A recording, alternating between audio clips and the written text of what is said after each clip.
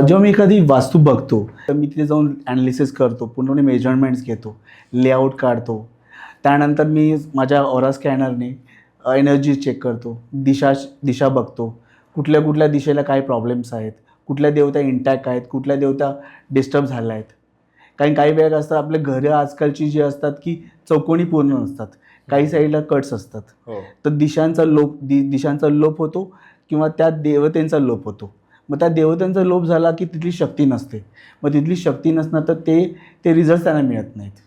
आता एखाद्या व्यक्तीची समजा कुबेरची दिशा उत्तर आहे, त्या दिशेलाच काही असेल प्रॉब्लेम, कटच असेल किंवा टॉयलेट असेल, तर त्या दिशेचा जो शक्तीचा लोप झाला तर त्याला येणारे पैशाचा जो आवक आहे ती येणारच नाही.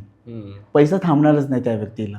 त्या जागी शौचालय आलं म्हणजे सांडपाणी आलं तर त्या व्यक्तीचं कसं आहे, त्या व्यक्तीला सोर्सेस असू शकतात पैशाचे, पण पैसा टिकत नाही त्या व्यक्तीकडे.